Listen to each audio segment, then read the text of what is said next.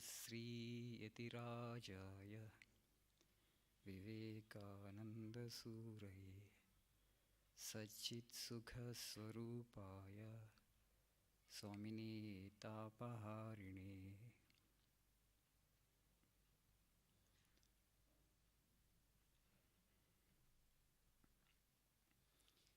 In the last class,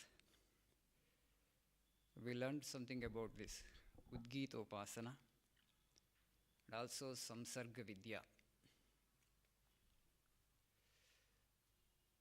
Udgita Upasana is all about reaching the truth by chanting Omkara. You know, the universe that we see is a very gross universe, physical universe. It is a world of name and form. So from this gross to the subtle, subtle to the subtler, subtler to the subtlest, from sthula to sukshma, sukshma to sukshmatara, that which is the subtler than the subtlest, that holds the universe in its bosom. The gross is only the external manifestation. The real essence actually is behind the gross. That is the subtle, that is actually consciousness, that is God, that is truth. There are so many names for that. So Satya, we say, truth, that is the adhisthana, substratum, on which rests the whole universe, both the cosmic and the individual. Cosmic means the external world that we see. At an individual level also, that is the substratum, which we call in our culture as soul, as self, a jivatma, consciousness individualized. So God is all pervading, He is everywhere there. There is no space in this universe where He is not there. He is there in every atom. So His manifestation is greatest in human being. So to experience that truth, we have the opportunity. The potential is there in every human being. That's why Swamiji says, Swami Vivekananda, each soul is potentially divine. The goal is to manifest the divinity within. So there is the divine spark in you. Manifest that. See that it finds expression and experience the truth. That's the blessing that we all have. It's not an ordinary blessing. You'll become one with the whole universe. Is it a small possibility? Greatest possibility. But you have to explore. You have to use some sadhanas, some anusthana, some method, some practice which takes you towards the destination. Easiest practice is that repetition of Omkara. But you need to have faith. Repetition of Omkara, because it is that which connects the sthula universe with the sukshma. It connects the gross physical universe, manifested universe, with the unmanifest and finally to the absolute, which is called consciousness. So today we shall try to study another 4 stories from the Upanishads, from Chandogya Upanishad. So these stories are very, very interesting, because they are not like ordinary stories, not for children as such, because it's a science. They ponder deep on man. They explored human being. What is the science? What is the truth about this being called human? So there were 2 sages by name Shaunaka, son of Shunaka, and Abhiprathari, son of Kakshasena. So last class we discussed, that Upasana, Samvarga Vidya. What did we discuss there? So if you just see the world, the elements, you know that the whole universe is made up of 5 elements. The earth element is the grossest among the 5, sthula of all the 5. Subtler than the earth is water. Subtler than water is fire. Subtler than fire is air. Subtler than air is akasha. Subtler than akasha is consciousness or God, or unmanifest prakriti. And behind unmanifest is the absolute. So among all the 5 elements, the earth element is the grossest. So it merges into the water. Water is more powerful than the earth. The subtler the element, the more powerful it becomes. And this water also merges in fire. So you can just put, so hot pan is there, you put little water on the pan, what happens? the water evaporates. That means the fire is more powerful than water. And the fire also, you burn actually, few fagots you take and light the fire. Afterwards, the fire disappears. Where you think actually the fire has gone? The fire has merged into Vayu. Similarly, at the end of Pralaya, when the sun and the moon all disappear, where they disappear, they go into the next element, that is the air. So it is called Adhyatma, Adi Daivika, not Sadhyatma, Adi Daivika. So at a cosmic level, among the elements that we perceive, because up to air we know, because Akasha, space is very, very subtle, we don't know. Space is there, we say space, but Akasha, but what do we mean by space? You don't see it, you don't perceive it. But up to air we can perceive. So that air actually element is the Adi Daivika element, the subtlest of the elements. Among all the elements that we see, this is the subtlest. So anybody who worships that constantly, thinking it as God, as the absolute, you will attain the qualities of the absolute, you will attain the truth. They are all upasanas, they are all giving us certain spiritual practices to reach the absolute. Because if I say worship God, God is not visible to me. I cannot worship something which is not visible to me. Right? That is our problem. Everybody is struggling, you worship the Lord, we are saying, but I don't want, how can I worship the Lord that whom I cannot see? It's only hearsay that scriptures are saying and the people who had experienced the truth are saying that the truth is there, God is all pervading. But where do I see God? Though He is everywhere there. But do I see Him? No. But His manifestation you can see. The air is there, all pervading, everywhere it is there. Air also you cannot see, but you understand air through the sense of touch. So you understand this rostrum, this you can clearly perceive it, because it is actually all the elements, you can smell it, you can touch it, you can taste it, you can do everything with that. This is the grossest. And the air, though we don't see it, but we know that it exists through the sense of touch. So that is the subtlest among all the elements. So by worshipping that air, though you know it, though you don't see it, you know it through the sense of touch, as the manifestation of Paramatman, as the manifestation of the Supreme Truth. So, as a manifestation of Supreme Truth, you will go to the Supreme. What they have said is, anyway, God you cannot see. So, you want to worship the Lord. So, worship the highest manifestation of the Lord in this universe. So, I perceive this air or the Vayu, that which is all pervading everywhere. See, the earth has no all pervading quality. Earth is limited in space and dimension because it is not that subtle, it is not all pervading. It has dimensions, it is three-dimensional. But the Vayu is not like that, because Vayu is subtler, it is all pervading, it is everywhere there, at least here in the atmosphere, as atmosphere it is everywhere there. So, our rishis have said that, so you worship this air, which is all pervading, Adi Daivika, as the form of the divine and reach the truth. That's actually a tool by using which you will attain to the next highest and ultimately to the absolute. So that is Adi Daivika at a cosmic level. At a cosmic level, at a samishti level. At an individual level, we studied prana actually is the subtlest. Because when you go to sleep in the night, all the senses, the sense of speech doesn't function. The eye, you cannot see anything, you cannot hear anything, you cannot smell anything, you cannot touch anything. All the sensory perceptions stop. Where do they go? They merge in prana. Where do they go? They all merge in prana. But prana is happening. If the prana leaves the body, you are off. Right? You are not there. So all the senses rest in prana. So they say prana is a substratum. Of course, there is subtler than the prana. Prana, where it rests. Where the prana rests, if you put that question, there is Atman. But Atman you don't see. Prana, what you see? Prana you understand. If I say that prana rests in Atman, where is Atman, you will ask me. I don't have an answer. I can't give you the answer. Except the answer that scriptures gives. You don't experience that. Right? At least prana we can go. So night time when you go to sleep, other functions of the senses stop. But the prana actually is happening. Somebody who is sleeping there, but inhalation and exhalation is happening, right? But if you have question, if you want to probe further, so this inhalation and exhalation, constantly you are breathing air and actually you are exhaling air. You are inhaling and you are exhaling. Why doesn't it leave just like that? It's after all air. It should leave anytime it wants. But it doesn't happen, right? You have prarabdha. Suppose you are supposed to live for 80 years. See, 80 years the breath is happening constantly.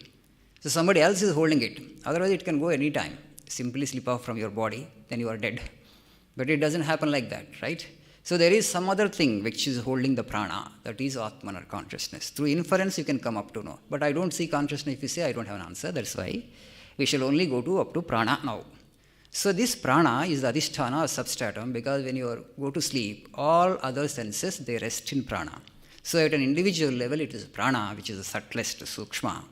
At a cosmic level, it is air or vayu, that is the subtlest. So whoever worships that vayu as the manifestation of the divine at a cosmic level, and as the manifestation of the divine at an individual level, this is called adhyatma. At a cosmic level, it is the adidaivika. It is adhyatma. That individual will reach the truth. This is one upasana we learned in the last class. So this Shunaka, son, Shaunaka, and this Abhiprathari, these two are the sages. They wanted to realize the truth. In ancient India, the Upanishadic age, they were doing this sadhana to reach God. So their father told this upasana to them, and they were practicing. One day they were about to take their meal. So in ancient India today also there, the custom is before you eat your meal, you have to offer it as to the Vaishvanara fire as oblation. You must worship Narayana as Vaishvanara Agni. The Bhagavad Gita also we have this sloka, Aham Vaishvanaro Bhutva Praninam Deham Asritaha Pranapana Samayuktaha Pachamyannam Chaturvidham. There is Jataragni, digestive fire in all of us. So every day when you eat food, when you say actually Krishnarpanam, so if you call that fire actually as a manifestation of the divine, and if you are doing yajna every day, but we just casually eat tuck, tuck, tuck. As soon as the food comes in front of us, simply we gulp, we put it into our mouth.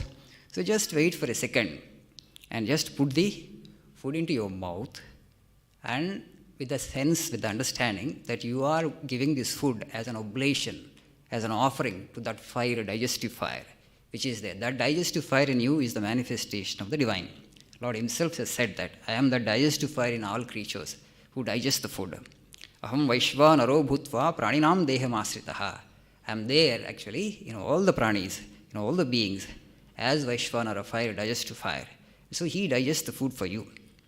So you have to worship Narayana as the digestive fire. So it is at an individual level. Suppose that's why a guest comes.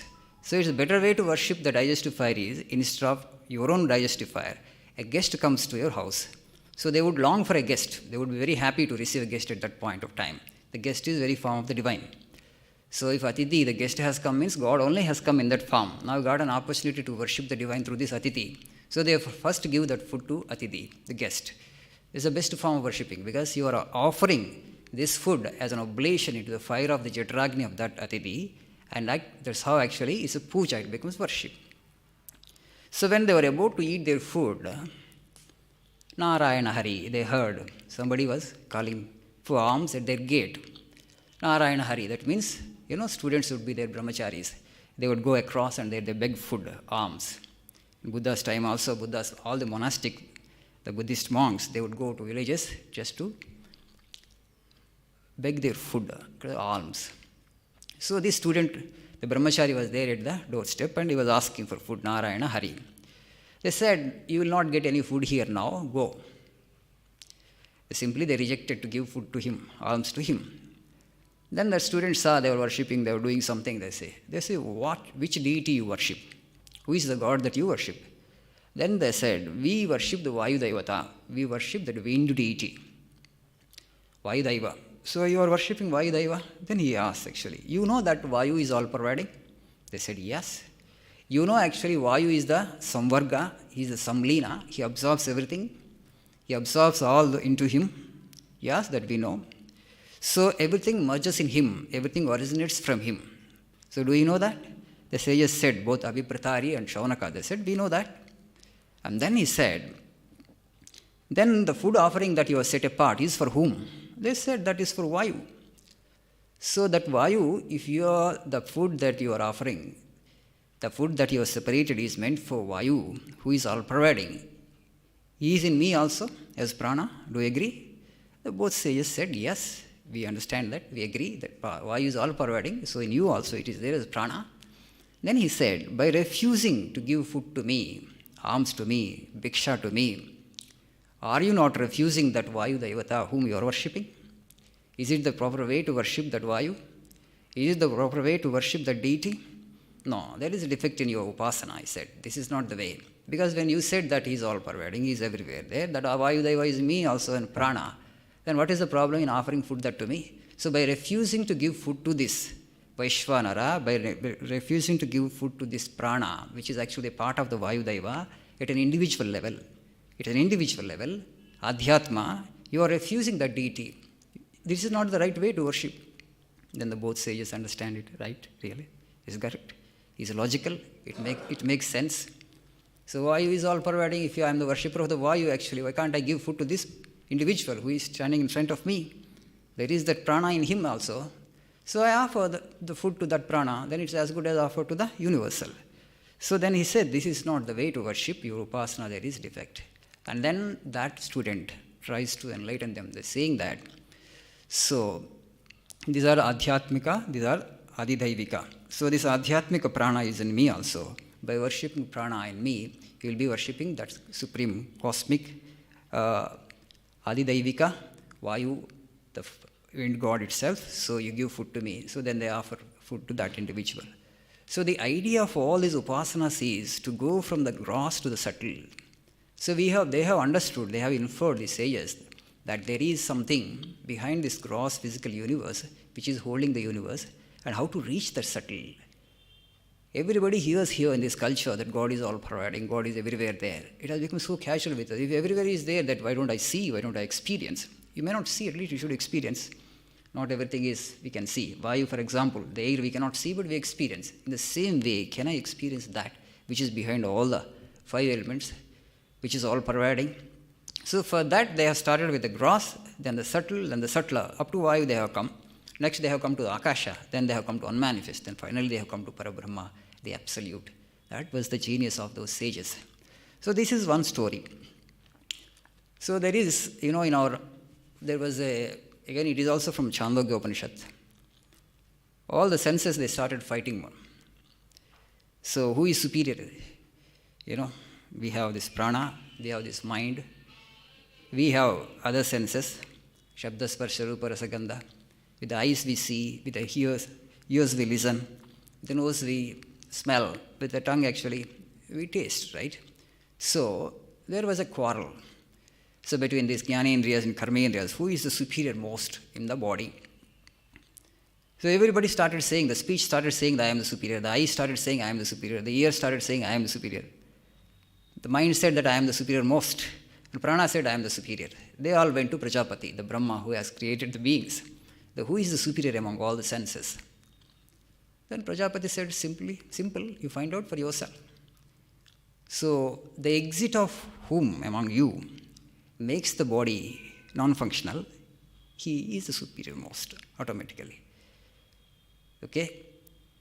Which sense, if it departs from the body becomes non-functional. All the activities of the body should come to naught. So that actually is the most powerful of all the indriyas. Okay. Then first the speech left the body. It left for 1 year. And after 1 year it came back. And then it asked all the senses, the eye, the ear, prana and mind. How did you fare in my absence? Perfectly. We all did well. Your presence was not that compulsory.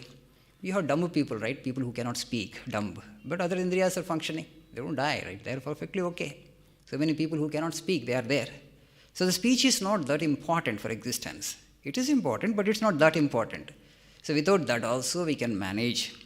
So then the speech actually, went inside the body. Okay, I am not that important. So one of the aspects. Then the next, I left the body. That means the vision lost. So there are so many people who are blind in this world. Are they not doing? Okay, they don't die, right? The other senses become so sharp, actually, they will be able to practically do everything that we do with eyes. Most of the times we have eyes, but we don't notice anything. Today we have so much, with regard to concentration, we are so weak. So we are just like that, looking around actually. We don't watch anything, we don't see anything with enough attention and focus today. And sometimes actually they attain the highest degree of concentration because the one sense is not there. So when they hear perfectly. Because now your eyes, you see so many things, you can't hear anything. Your mind goes here and there. For a blind man, there is no such problem. So he closes his eyes, but with a rapt attention he listens because one indriya is not there. Other four indriyas, they become very sharp. So without eyesight, you can do, we see so many people around. So I thought actually it was supreme. Without that, you cannot see in this universe. So I am the superior most among all the senses. But the experience proved that you are not that superior. So then the next, the ear left the body. So there are people, so many people who are deaf, right? They cannot hear. But they do so many things. What does it matter? Today you have hearing aids. Okay, hearing aids are not working. Actually, you're completely deaf. So what? So many other things you can perform. So the person won't die. So the eye is not important, the speech is not important, the sense of ear is not important. Then mind left the body. So mind said that I am the superior most, I am the most important. Without me, a person cannot perform anything. Because practically, if mind is not there, you can't think anything. So how can you fare? How can you do? But mind left for 1 year, nothing happened. Okay, in children we see, they don't have mind, they don't think. What they speak, they see, everything they do. There is no mind practically in children. Maybe it is there, but they don't think anything, right? Whatever their actions are not prompted through thought. They just spontaneously, whatever they feel like doing, they do. So the mind is also not important. Now, it has been proved, right, that through just an experiment, because there was a quarrel among all the senses that I am the superior, I am the superior. Then Prajapati told you, find out for yourself. You just leave the body. So without which the functions can go on. So that actually the superior most. Functions cannot go on, that is the superior most. And so now prana left the body. When prana left the body becomes insentient. The body becomes dead. You can't do anything. That means what? All the senses are dependent upon the prana.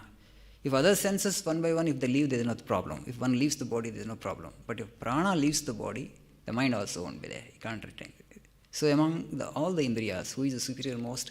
Prana is the superior most.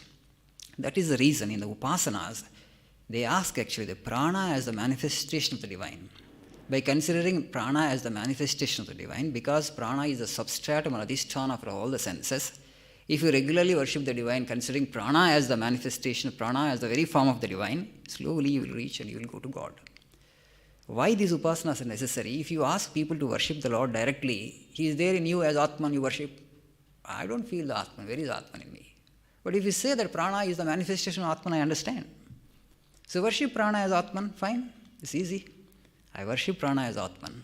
So that's why I'm saying that if you use the inference as pramana, the prana actually doesn't just leave the body anytime it wants, anytime it cannot leave. From that you can understand there is a higher reality than prana which holds prana. So because inhalation and exhalation happens for 70 years or 80 years, as long as you live, the things will happen. Suppose the prana is so erratic, one day it is there, one day it's not there, one day it goes out, again it cannot come and enter into the body. Once it is off means it's off. You have to get out of the body once for all. For that life, it's over. Again, you have to take another body. So there is a higher thing other than the prana, that is the Atman, that is the soul. Mamai vamsho jiva loke jiva bhuta sanatana manashasthani indriyani. So, mamai vamsho jiva loke jiva bhuta sanatana. The Lord says this is, I am there in all the beings as Jivatma. My Atman, my part has entered into all the beings, and it controls the whole system, including prana, mind, and other senses, including digestive fire, Vaishvanara also is the Lord.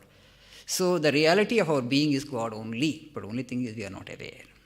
So for that awareness, to bring that Atman into our experience, the truth into our experience, these upasanas are useful. So this is the second story, that who is the superior among all the indriyas? Prana is the most important, and worship that prana as the manifestation of the divine, as a form of God, and you will attain something in this birth itself. Because Atman is not in your experiences yet. Consciousness is not in our experiences yet. So there is no point in using constantly the language Jivatma, Paramatma. Where is that Jivatma? Where is that Paramatma? It's not in your experience. You are just using the terms, words. So you worship the prana as the Atman itself, and you will attain to something. Now there is another beautiful story that we come across in the Chandogya Upanishad itself. So there was a student by name Shvetaketu. So his father was Aruni. He has another name, that is Uddhalaka. Because he was the son of Aruni, he had got the name Aruni. He has one more name, it's Vajasravas. So he had two children. One is actually Shvetaketu, another is Nachiketa. Nachiketa actually comes in, the story of Nachiketa comes in Kathopanishad. The boy was so intelligent and so sharp.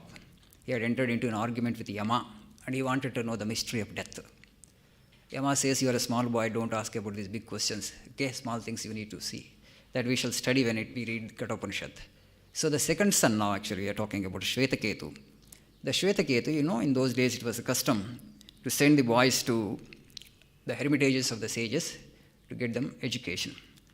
So Uddalaka sent his son Shvetaketu to a sage for learning, for education. The Shvetaketu learned so many scriptures, he by-hearted all of them, and comes back to father. Father asks, have you learned your education? Have you had your education? Yes, father, I learned everything, all the scriptures. So he started quoting from this scripture and that scripture. And the father said, okay, it's all fine. You have by-hearted so many things, you have known the theory. Did you ask your guru, did you ask your master about the Parabrahma, the supreme reality? Did he tell you anything about the supreme reality? He said that very supreme reality, I have not asked anything about the supreme reality. And then Uddalaka says, that is the thing to be known. If you know that, it's as good as you have known everything. If you don't know that, you have known nothing. So if you know God, you have known everything. If you don't know God, you don't know anything. So then father was disappointed, you have not learned much. So then Shvetaketu falls down at the feet of the father and says, then anyway, you say I have not learned anything, but I have so many things I have mastered, so many things I have by-hearted. But that is not knowledge, my son. Some information you have picked up from the books and then you have by-hearted and you have stored up in your brain. But you should have known the reality by experience. Did he not? Did your teacher teach that? No, I didn't ask and he didn't teach. So, because then the father says, okay, fine. Then father goes on telling the story. Through small analogies, he explains the truth to his son. My son, you just see a pot is made of what? The son says clay. You can make any number of objects with the clay, same clay. You can make a pot, you can make a vase, you can make a tank, right? You can make a frying pan, right? You can make a horse, you can make an elephant, you can make a bird, you can make n number of objects with the same clay. So all these objects, it's only one clay. But when you shape it into elephant, it becomes elephant. When you shape it into horse, it becomes horse. When you shape it into pot, it becomes pot. When you shape it into vase, it becomes vase. So because the fundamental thing in all these forms is one and the same, that is clay. So clay alone is real, the form is not real. You put all these objects into water, what it becomes clay again, right? These are the classic examples in Vedanta. So then what they want to tell you is the name and form are unreal. When you say I, what are the two things that we know actually? Form. I have a form and I have a name. We know about only these two things. See, this name and form are unreal. So when I die, the name and form goes, but the reality in me doesn't go. The reality in me is Atman, that is eternal, that is ever present, that cannot be killed. Because it is Aja, that is unborn. Because it is unborn, it will never die. So in Srimad Bhagavatam also, when Parikshit was cursed by that Shrungi, and Shukamarshi says him that you don't fear that you are going to die. That is Pashubuddhi, he says. Any man who thinks that he is going to die, he has that animal understanding, he says. Pashubuddhi, you are immortal, you are eternal, you will never die. The body goes, name and form goes, and again, you pick up another name and form till you attain nirvana.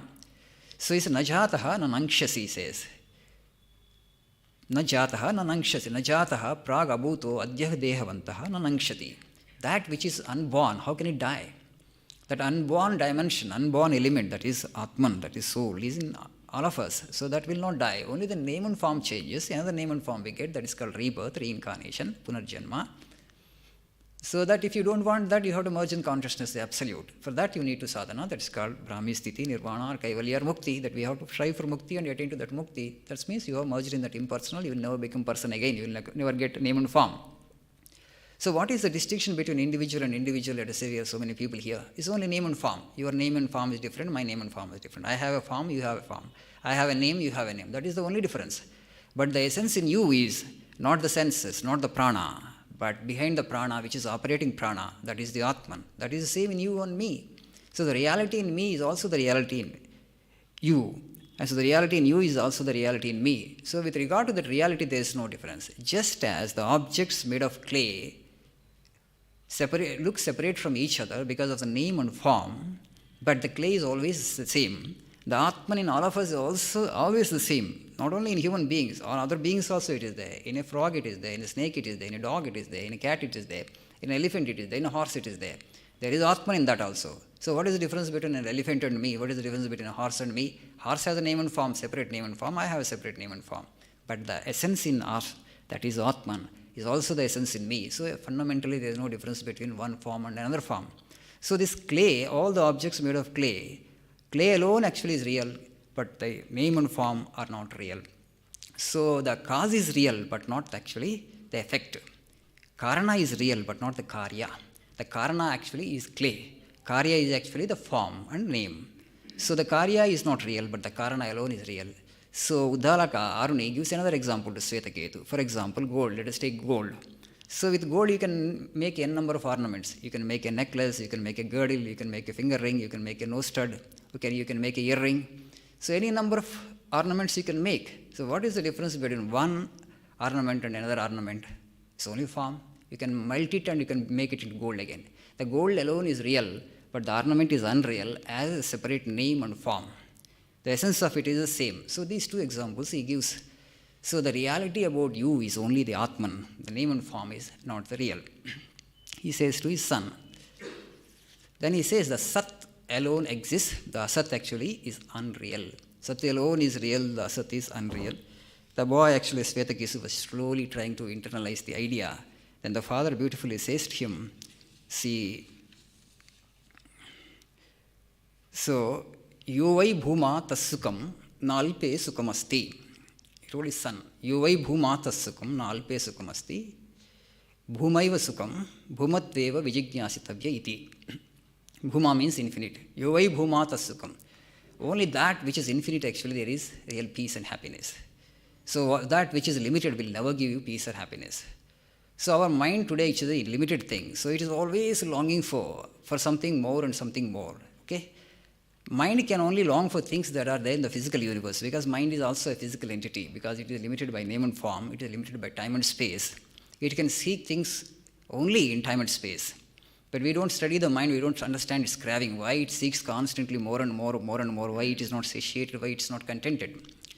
So any number of times actually we heard about contentment, santrupti. All our scriptures keep talking about santrupti, but is there a person actually who is really contented in this world? Nobody. Everybody wants something. Why?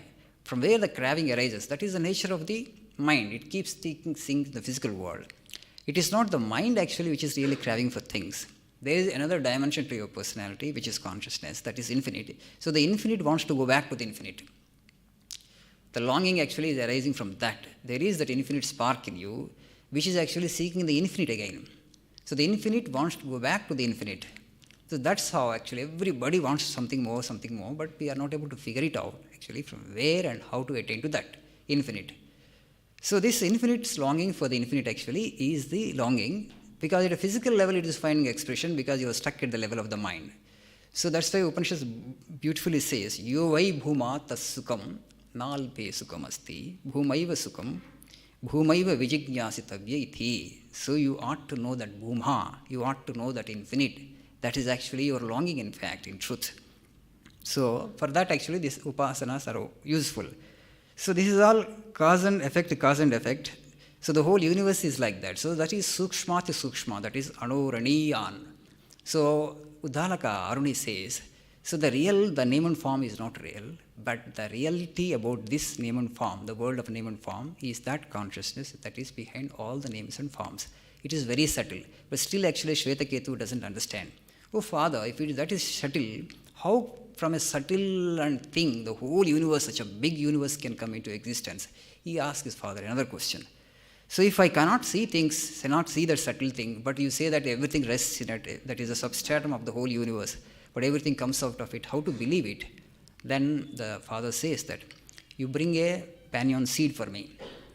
Then the child, the Svetaketu, brings the banyan seed. Then the father says, you break it into two. Okay, I have broken it, father, he said. So further you break it into two, again he breaks, again, and again. So there comes this point actually, he won't be able to see. Father asks you, divide it further. No, I am not able to see, how can I divide it into? Already it is a banyan tree, very small. So you asked me to divide it, I have divided it so many times. No, I am not able to see anything and still you are asking me to divide it. Now you cannot see it, but can you say that it doesn't exist? The seed, because of it's very small in size, you are not able to see with your physical eye, but you are sure that it is there, as a small part probably. It's very small, it has become very small, but it doesn't cease to exist. Your physical eye has a range, it can see even things only after a certain dimension. But now the seed has become so small, your eye, with the physical eye, you are not able to see, but you know that the seed exists, the seed is there. From that small, tiny seed, this huge banyan tree has come into existence. From that small, tiny seed, the whose banyan tree has come into existence. In the same way, from that subtle Atman, or consciousness, the whole universe has come into existence. Because of its subtlety, it is all-pervading. Space cannot limit it. Time cannot limit it. It is immortal, it is indestructible, it is unborn, it is eternal, it is ever-existent. It is immutable, it is all-pervading. So this is Ananta, that is Bhuma, that is infinite. So that is the longing of every being here. Everybody wants to become the infinite. You want to expand and expand and expand. Physically, how much you can expand? Physical universe is limited. Physical means dimension. Physical means shape. Physical means name and form. So you can't become the infinite through the physicality. Only that which is non-physical can be the infinite. That non-physical Atman or consciousness holds the whole universe in its bosom. That we call as God. That we call as Brahman. That we call as Paramatma. That we call as Supreme. So there are all different names that we call it as absolute. But we are all actually progressing towards that one reality only. But still, Shvetaketu doubts. He couldn't understand it well. Then father actually asks him. So you bring a glass of water. Then Shvetaketu brings a glass of water. Then put a little salt into that. So he puts a little salt into that. Okay, come tomorrow. So next day again Shvetaketu goes to his father. So you just tell me where the salt is now in this glass of water. Salt is everywhere now actually. It must be. Do you see the salt there? Yesterday you put it. Yes, I put the salt. But now I don't see it. Now you don't see it, but it is there in that. Yes or no? Yes, it is there. So how to know? You just taste it. Taste it from the surface, he tasted it. Now the water is salty. That means salt actually is dissolved in water. Now he says, okay, you taste it from the middle. There also actually the water is salty. Bottom, you just take water from the bottom and taste it, same. It is also salty. Now tell me where the salt is. It's all pervading. It is there in the entire water. So in the same way, he says, though you don't see it now with your physical eye, you know that the salt is all pervading. It is there in the whole water, the entire tumbler of water. In the same way, the consciousness is there everywhere. The universe, the Lord is there everywhere. There is no space where He is not there. You may not perceive it. You don't perceive it because you are stuck at a gross level. You are stuck at the level of the mind. You are stuck at the level of the physicality. You are stuck at the level of the physical body. You think this, I am the physical body. This is only my existence. And so that's why you don't perceive it. That's why slowly you need to withdraw into yourself from the gross to the subtle, subtler to the subtler, subtler to the subtlest. So for that only all these upasanas are required, upasanas are useful. Then the father says slowly after explaining that, you are that, tattvamasi, O Shvetaketu. You are that. You are not the body. You are not the mind. You are that subtle essence which is infinite, which is all potent, which is all powerful. So the father will gradually tell us, after every analogy you would tell him, you are that tattvamasi, O Shvetaketu. You are that tattvamasi, O Shvetaketu. Because already the boy had been trained well, in Gurukula, and not much sadhana he might have done, but theoretical part he knew, and slowly because of the purity, ultimately the consciousness would be awakened in the boy, and boy becomes Brahmajnani. Now actually by experience he has known the truth. That's how actually they would give this Mahavakya. Tattvamasi is one of the 4 Mahavakyas. It comes from the Chandogya Upanishad, but that is it's not an ordinary dictum. But today actually when somebody says, the Guru comes and tells us Tattvamasi, nothing happens to us. But when his father told that Tattvamasi to Shvetaketu in such a way, immediately his consciousness got awakened. The other day actually we celebrated this Kalpataru day. The Sri Ramakrishna is the Kalpataru, the day of self-revelation. He had revealed himself, on January 1st, 1886 to all the devotees over there. And because he was so powerful, because his incarnation himself, Sri Ramakrishna, irrespective of their mental condition, irrespective of their samskaras, on that particular day, he had showered his grace to such an extent upon them. They all had the momentary awakening of consciousness because of the power of the individual with whom they came in contact. But that would not last long, okay, unless you make it your own, Unless you develop dispassion and vairagya and transcend the physical and the psychological on your own strength by doing sadhana, you will not be able to retain that experience for long. It will be a trouble for you because you won't be able to perform any of these worldly activities because you're already immersed in Brahman all the time, enjoying the bliss of Brahman. And you don't even feel like possessing the body. To that extent, actually, you will get detached from the physical. But that is such a great state nowadays. Now you cannot even understand. It can't be described in words. So Sri Ramakrishna, when he had just said that, may your spiritual consciousness be awakened, he didn't not even touch them. Just one word, he just looked at them and said, may your spiritual consciousness be awakened, and all of them had that awakening. So here also, in this Upanishadic period also, the Uddalaka, Aruni, when he said to Shvetaketu, Tattvamasi, that's how they would prepare the mind. They will actually help the child to develop dispassion and detachment from everything physical to help them experience the truth. That has been the goal in this culture all through the ages. Suddenly we have forgotten now, and then actually we are running after the materialism so much that we have forgotten the goal itself. There is that infinite dimension in every one of us. It is not an ordinary possibility. We have to experience that actually. So the Lord actually, then why did this differentiation has come into existence? The Uddalaka says to his son, Tadaikshata bahusyam prajayeti. So the Lord, it appeared to him actually. So the whole, it was only the undivided homogeneous consciousness in the beginning. Suddenly he felt a desire arose in Tadaikshata, tat ikshata. So he desired. What was the desire of the Lord? Let me multiply myself. So when he decided to multiply, he just projected this world of name and form. That's all. We all have come from God. Even if you want to go away from God, it's not possible. Because other than God, nothing exists in this universe. However hard you might try. The manifestation of the divine may be, little dim, but there is no way you can go away from God. You always exist in God. You do your actions in God. Everything happens in God. So that is the greatness and that is the beauty of our existence. But today actually we suffer so much because we have forgotten that, the infinite dimension, the divine dimension of our being. That's why actually all the sages ask us, actually repeat God's name, be in touch with God, actually remember Him, that's enough. For this Kali Yuga, the remembering is sufficient. That itself is great sadhana. So how to remember, people are asking? Just you have to fall in love with God. If you fall in love with something, then you will never forget that, right? So we have love for so many things, right? So that emotional love also is divided between so many things. So whatever that emotional love that you have, you focus it towards God and try to fall in love with Him. If meditation helps you to fall in love with Him, you do meditation. If reading of scripture like Bhagavatam or Bhagavad Gita helps you to fall in love with God, you do that. So whichever the scripture that helps you to fall in love with God, you do that. A repetition of God's name, actually, you try to develop taste for it. If you develop taste for it, you will be able to do it more. When you do able to do it more, then you will remember Him more. That remembrance is sufficient. Okay? Everything will be taken care of. That's simply remembering the Lord that is existing within us. That's the reason actually the Upanishads, all my mind, the senses, they function because of the Atman that is dwelling in me, because of God that is in me. If you have this much of awareness, that's a great achievement in itself. Just an awareness that when I say I, how do I exist? The body cannot function on its own. The mind cannot function on its own. Thought cannot happen just like that. Prana actually doesn't stay there just like that. There is somebody who is actually making all these things happen. Somebody is palpitating your heart. Somebody is holding your breath. Somebody is actually making your mind function. Somebody actually is making your senses function. Somebody is holding the prana. So that somebody is the soul, that is God, that is consciousness.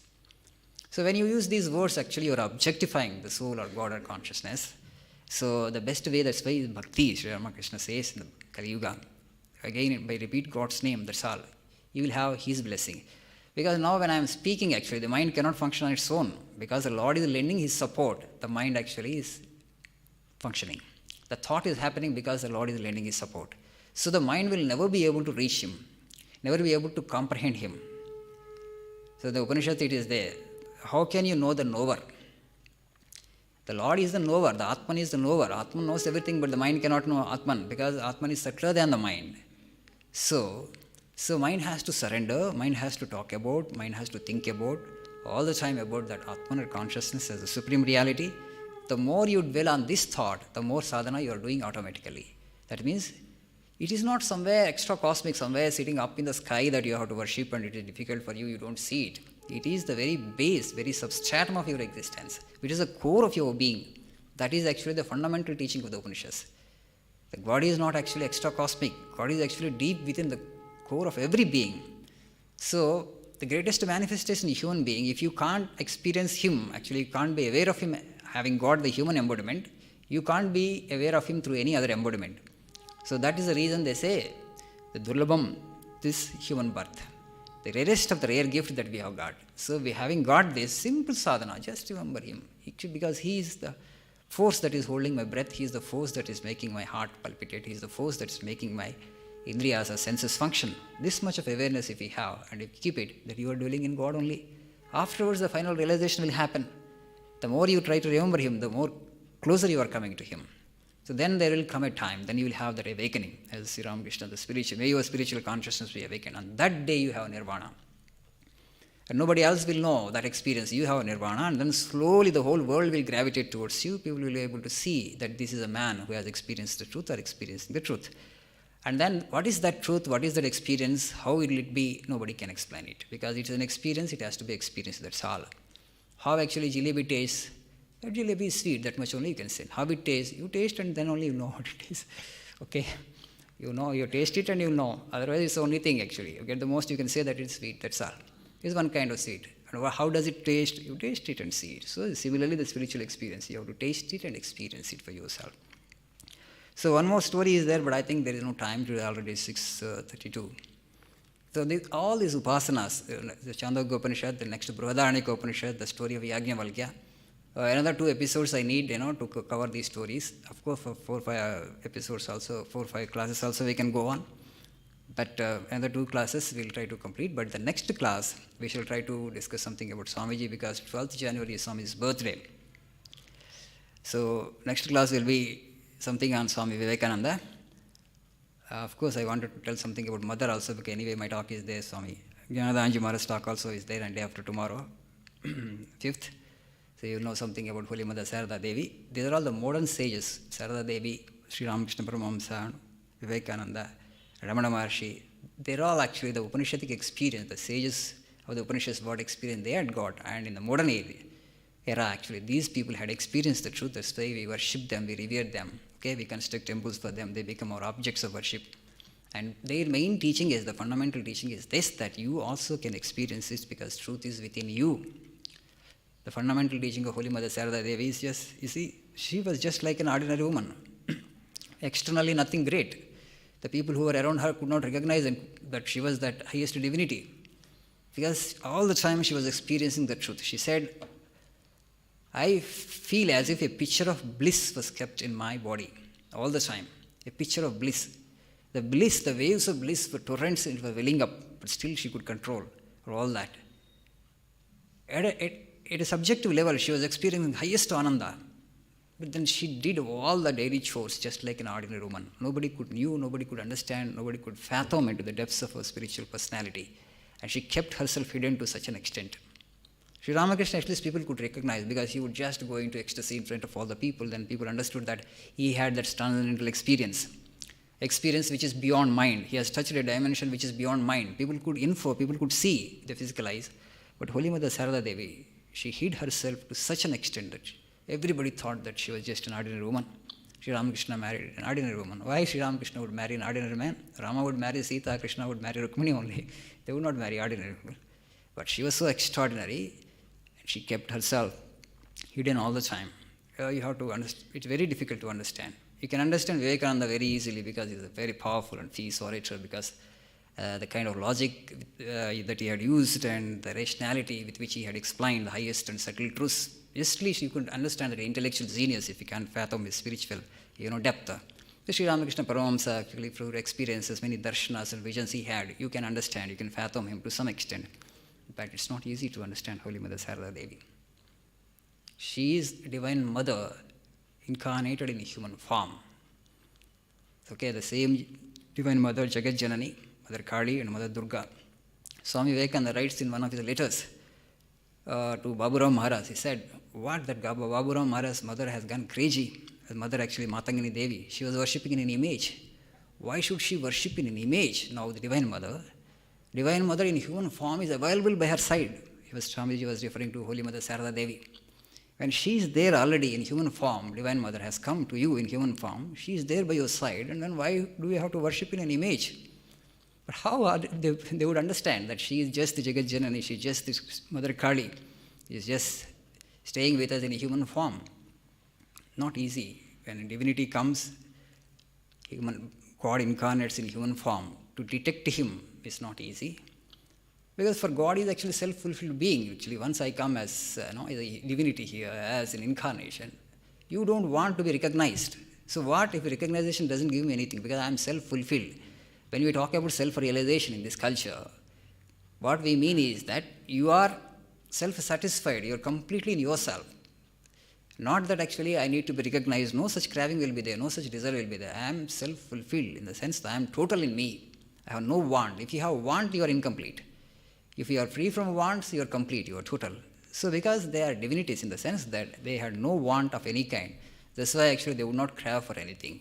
Absolutely no trace of rajas. Not even trace of rajas. If you have trace of rajas, you want some recognition from people. Now I have had a realization, spiritual realization. Let people know about my realization. Or you would exhibit some psychic powers. You want to have some power over others. You want some superiority over others. But all such things you won't see in divinities. And she just served like ordinary woman, every human being, absolutely down to earth, and rooted in that simplicity, unassuming, just served anybody and everybody. And people could detect towards the fag end of her life a little, how could this be possible for a woman to give that much of love to everybody without any distinction of caste, creed, or gender, or religion? How it would be possible for ordinary people, for us actually, to love 3 or 4 human beings, our own family? We are finding it so difficult. But here is a woman who is able to love everybody without any distinction, absolutely. Never made any distinction, and she was never tired of her love. Sacrificed herself silently, slowly, joyfully, because whole universe is my being, whole universe is my children. She loved wicked people whom Swami Vivekananda could not love actually. So Sri Ramakrishna Paramahamsa had difficulty in entertaining such people, fallen people, wicked people, sinful people, committed every kind of sin under the sun. They would approach, but she absolutely did not make any distinction. This child, my fallen child, needs more of my love. So mother's love actually needed for only a fallen child, right? A weak child, not for a strong child. So that is the level of love mother had showered on everybody who had gone to her. Blessed actually are the people who came in contact with her for sure. And so it's not easy to understand. And day after tomorrow, they're celebrating mother's birthday. You're all most welcome. And you have to explore and you have to understand her life. And that's why Swamiji again and again would extol her and say, after coming from the West, America, from a distance actually prostrate before Holy Mother Sarada Devi. Because I moved in all those Bogabhumi, Western societies actually, a lot of things have touched me in the sense, I have become a little impure, he felt that. So he sprinkled Ganges water on his head and goes for Mother's darshan, Holy Mother Sarada Devi darshan, and falls prostrate in front of her from a distance. That was the, esteem in which Swamiji held Mother Sarada Devi. And also, before going to the West, he had a doubt whether it was his individual desire to go to America or he had Sri Ramakrishna's blessings. When he had that doubt, he wrote to Holy Mother Sarada Devi. Then Mother replied back and she told, yes, it is not your wish, it is the wish of your master. Your master is always with you. And Sri Ramakrishna's blessings are on you. You just go. And after getting green signal from Mother only, he had crossed the sea. Afterwards, what happened, created history. Right? So, behind the glory of this, the success of this Ramakrishna mission, if it is there today, and Mother's blessings are all there, because of that only this organization is still going the way it is going. And you are also in a very, very fortunate because you all have come to this fold. The teachings are original, they are so pure, and the blessings of Mother are always there for every one of us. Only thing is, we need to have faith that I am being protected, I have a Mother. Her best teaching is this: whenever you are in distress, remember that I have a Mother. That Mother is looking at me, Mother is taking care of me, I am under the protection of Mother. That much of faith is sufficient. You will be able to, perform all your duties in this worldly life. You will be able to face all these trials and tribulations with great ease. We will stop here for today. We shall meditate for just 2 minutes before we disperse.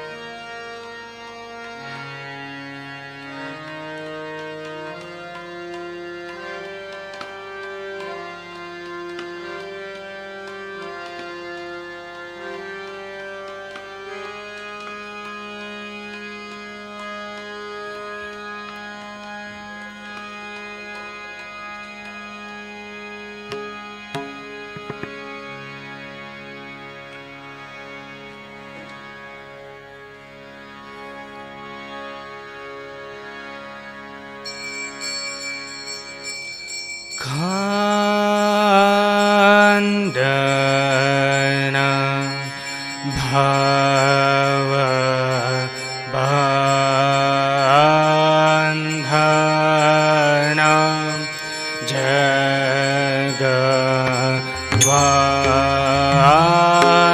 jagavandana vandito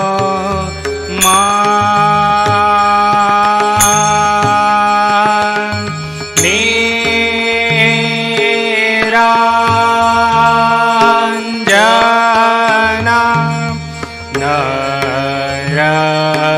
Nararupa Dhara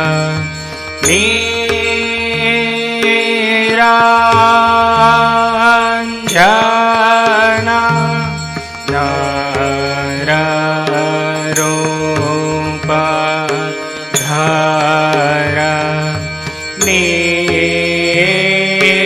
Nirguna Guna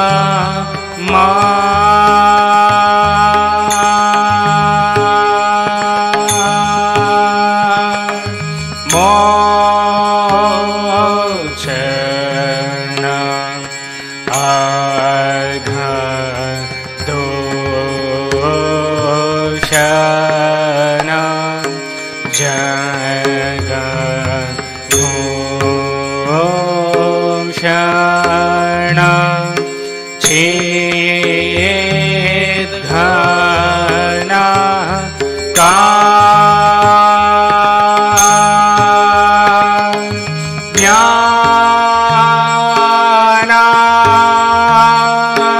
ज्ञानाञ्जना विमल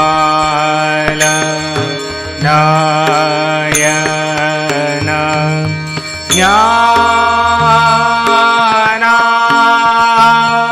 ज्ञानाञ्जना विमल नयन वीक्षणे मोह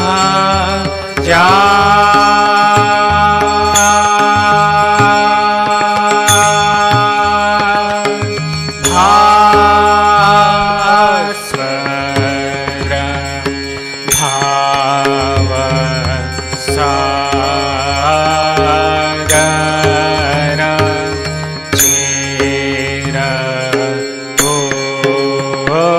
उन्माद प्रेम पाथा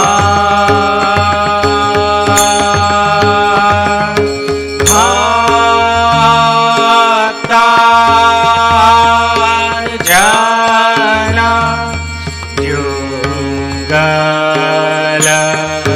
चरण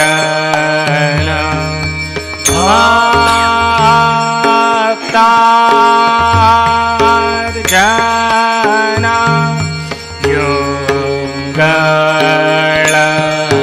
चरण तारण भव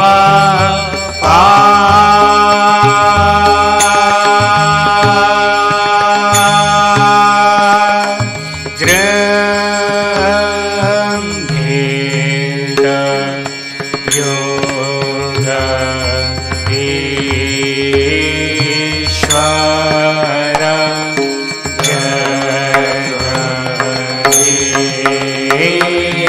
जगदीश्वर योग सभा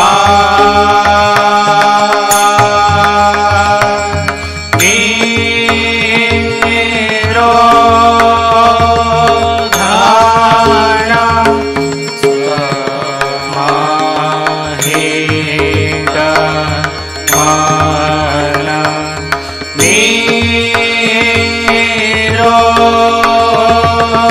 निरोधान समाहित मन निरखितव कृपा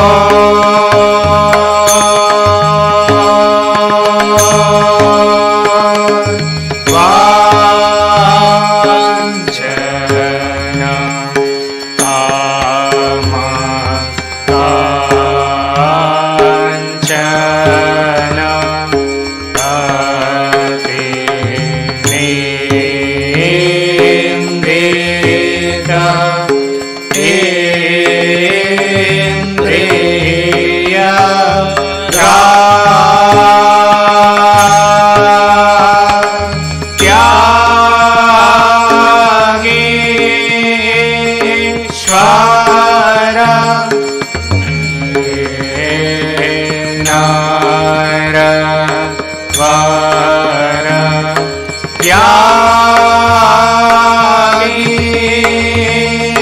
यागीश्वर हे नर वर देह पदे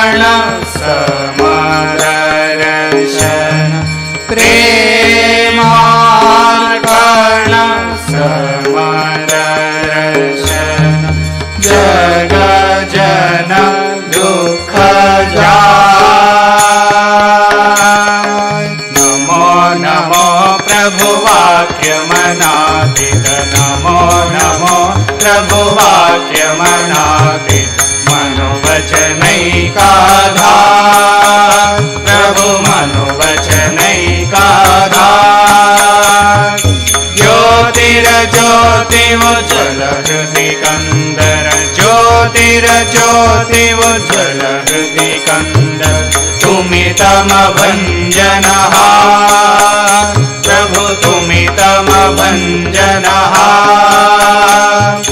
नमो नमो प्रभुवाक्यमनादित नमो नमो प्रभुवाक्यमनादित मनोवचनैकाधार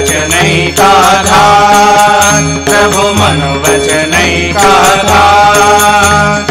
ज्योतिरज्योतिरुज्ज्वल हृदिकन्दर ज्योतिरज्योतिरुज्ज्वल हृदिकन्दर तुमितमभञ्जनः प्रभु तुमितमभञ्जनः रङ्ग रङ्ग भङ्ग भाजे अङ्ग सङ्ग मृदङ्ग लंग रंग भंग भाजे अंग संग मृदंग गायते चंद भक्त वृंद आरती तुम्हार गायते चंद भक्त वृंद आरती तुम्हार जय जय आरती तुम्हार हर हर आरती तुम्हार शिव शिव आरती तुम्हार खांडन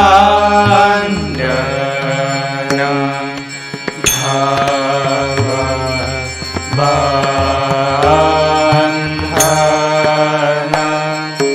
जगवंदन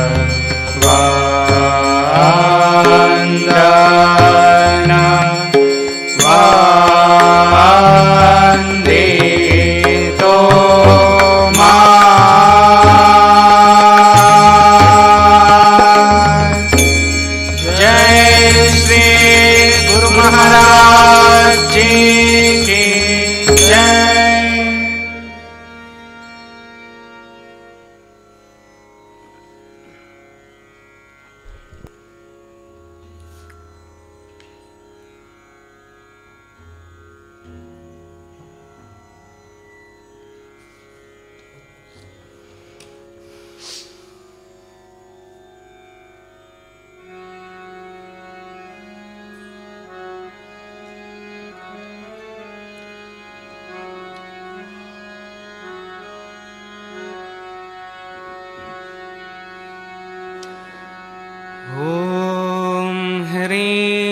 ऋतं त्वमचलो गुणजेद्गुणेद्यः नक्तं दिवं सकरुणं तव पादपद्मं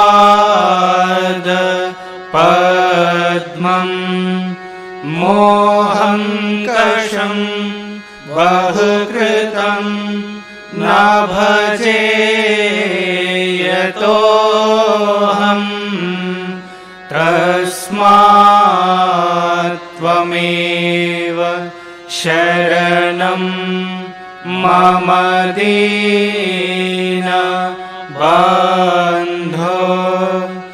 भक्तिर्भगश्च भजनं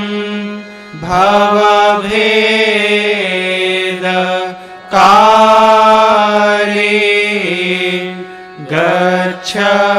गच्छन्त्यलं सुविपुलं गमनाय तत्त्वं वक्त्रोद्धृतोऽपि हृदये न च भाति किञ्चित् तस्मात् त्वमेव शरणं मम दीनबन्धो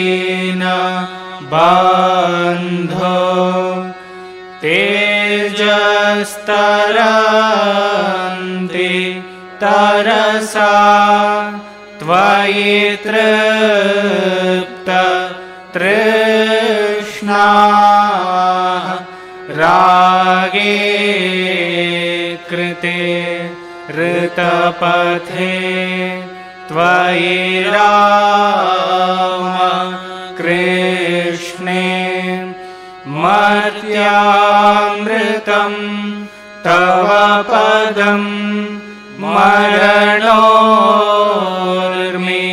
नाशं तस्मात् त्वमेव शरणं मम दीनबन्धो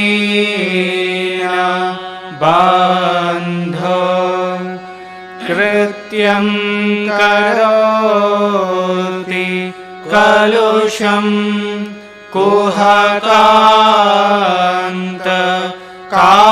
कुहकान्तकारी स्नान्तं शिवं सुविमलं तव नाम नाथ यस्मादहं त्वशरणो जगदेक गम्या तस्मात् त्वमेव शरणं मम दीन बन्धो। ॐ स्थापकाय च धर्मस्य सर्वधर्म स्वरूपिणे अवतार वरिष्ठाय रामकृष्णाय ते नमः। ॐ नमः श्री भगवते रामकृष्णाय नमो नमः। ॐ नमः श्री भगवते रामकृष्णाय नमो नमः। ॐ नमः श्री भगवते रामकृष्णाय नमो नमः।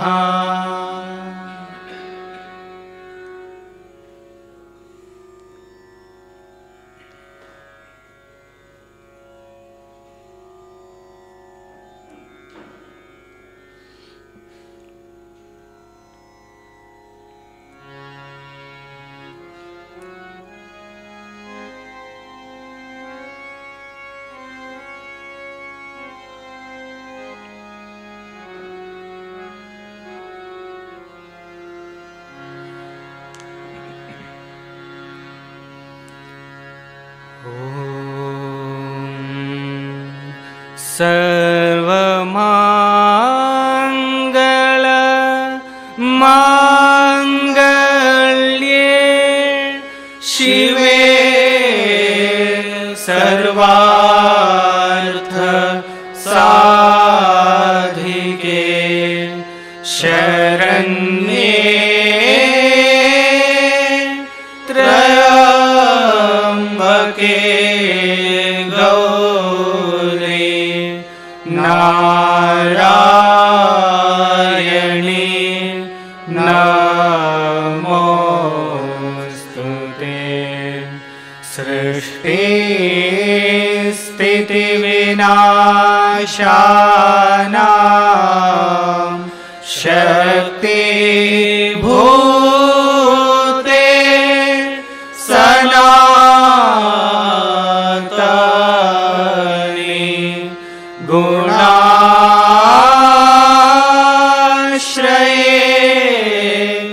गुणामाये नारायणी नमोस्तुते।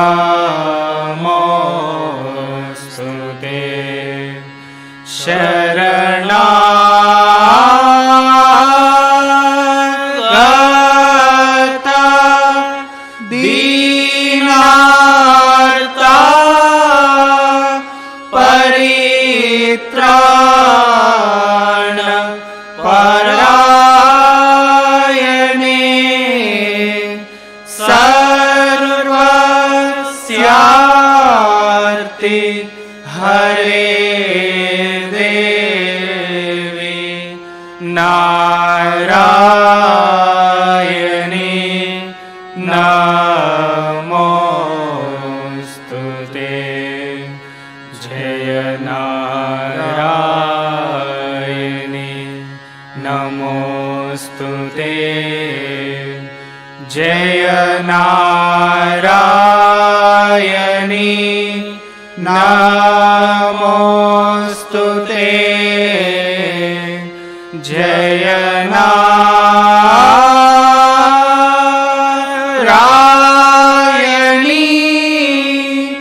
नमोस्तुते।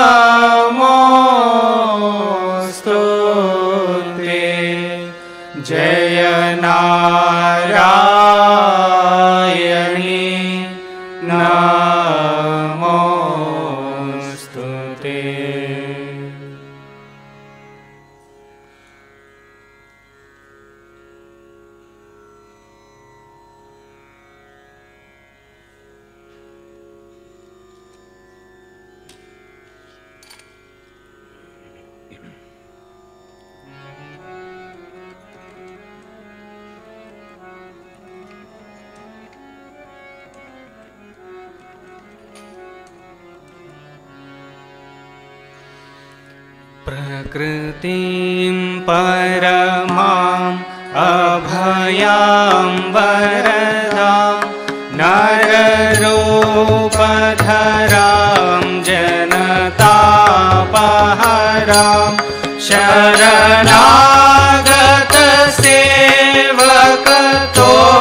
शरणागतसेवकतोषकरीं प्रणमामि परां जननीं जगतां गुणहीनसुतान् अपराधयुतान् कृपयाद्य समोद्धर मोहगतान् तरणीं भवसागरपारकरीं प्रणमामि परां जननीं जगतां विषयं कुसुमं परिहृत्य सदा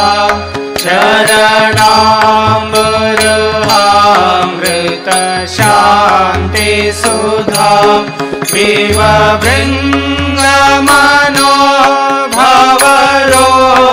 विववृङ्गमनोभवरोगहरां प्रणमामि परां जननीं जगतां कृपां कुरु महादेवी सुतेषु प्रणतेषु च चरणाश्रयदानेन कृपामयि नमोऽस्तु ते लज्जापटावृते नित्यं शारदे ज्ञानदायिके पापेभ्यो नः सदा रक्ष कृपामयि नमोऽस्तु ते रामकृष्णगतप्राणा तन्नाम श्रवणप्रिया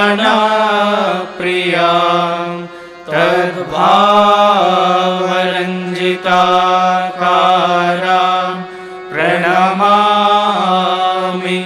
मुहुर्मुहुः पवित्रं चरितं यस्याः पवित्रं जीवनं तथा पवित्रता स्वरूपिण्यै तस्यै कुर्मो नमो नमः देवीं प्रसन्नां प्रणतार्तिहन्त्रीं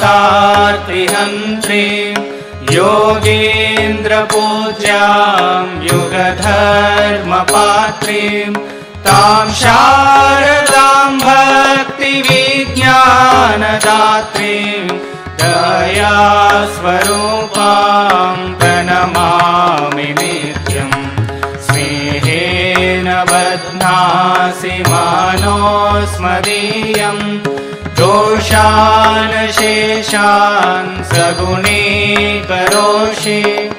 आहेतुना नोदयसे सदोषान् स्वाङ्के गृहीत्वा यदिदं विचित्रं प्रसीद मातर्विनयेन याचे नित्यं भव स्नेहवते सुतेषु प्रेमैकबिन्दुं चिरदग्धचित्ते विषिञ्च चित्रं कुरु न सुशान्तं जननीं शारदां देवीं रामकृष्णं जगद्गुरुं पादपद्मे तयोः श्रित्वा प्रणमामि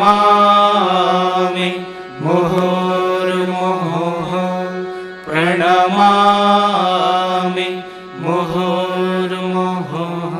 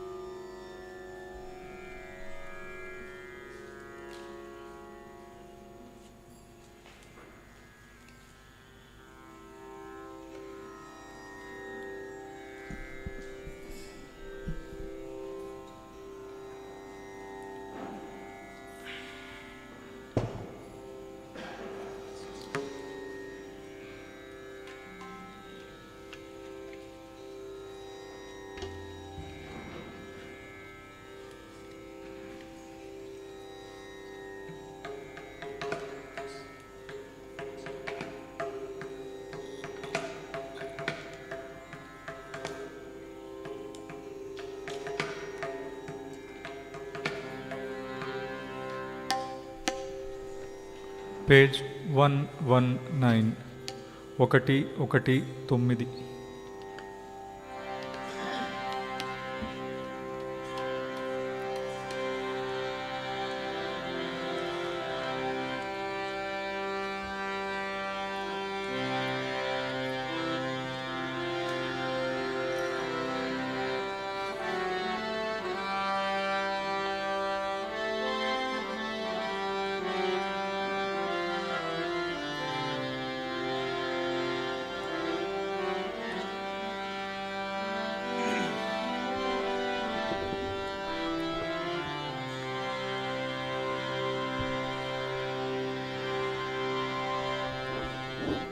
హరి హరి హరి అని హరిని భజించుమో, హరి హరి హరి అని హరిని భజించుమో, హరి హరి హరి అని హరిని భజించుమో, హరి హరి హరి అని హరిని భజించుమో, హరి హరి హరి అని హరిని పొగడుము, హరి హరి హరి అని హరిని పొగడుము, హరి హరి హరి అని హరిని పొగడుము, హరి హరి హరి అని హరిని పొగడుము, హరి హరి హరి అని హరిని భజించుమో, హరి హరి హరి అని హరిని భజించుమో, హరి హరి హరి అని హరిని పొగడుము, హరి హరి హరి అని హరిని పొగడుము, హరి అని పాడుచో ముక్త కంఠమున, హరి అని పాడుచు ముక్త కంఠమున, హరి అని పాడుచు ముక్త కంఠమున, హరి అని పాడుచు ముక్త కంఠమున, తరించుము సంసార సాగరము, హరి అని పాడుచు ముక్త కంఠమున, తరించుము సంసార సాగరము, హరి హరి హరి అని హరిని భజించుము, హరి హరి హరి అని హరిని భజించుము,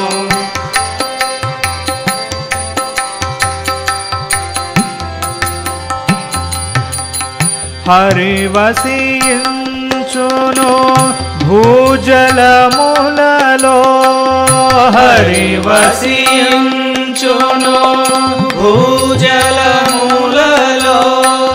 హరి వసించును భూజలములలో, హరి వసించును భూజలములలో, హరి వసించును అనిలానలముల, హరి వసించును భూజలములలో, హరి వసించును అనిలానలముల, శ్రీహరి నిలయము సూర్యచంద్రులు, శ్రీహరి నిలయము సూర్యచంద్రులు, శ్రీహరి నిలయము సూర్యచంద్రులు, శ్రీహరి నిలయము సూర్యచంద్రులు,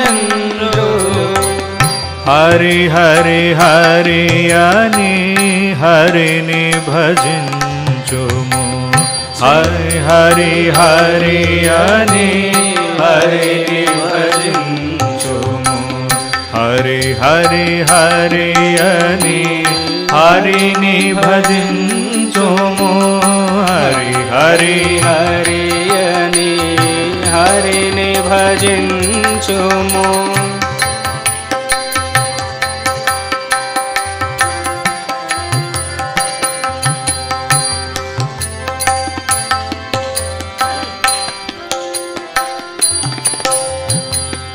అనంత విశ్వము గాను పించును అనంత విశ్వము గాను పించును అనంత విశ్వము గాను పించును అనంత విశ్వము గాను పించును నిండిన శ్రీహరి నిజ రూపముగా అనంత విశ్వము గాను పించును నిండిన శ్రీహరి నిజ రూపముగా హరి హరి హరి అని హరిని భజించుము హరి హరి హరి అని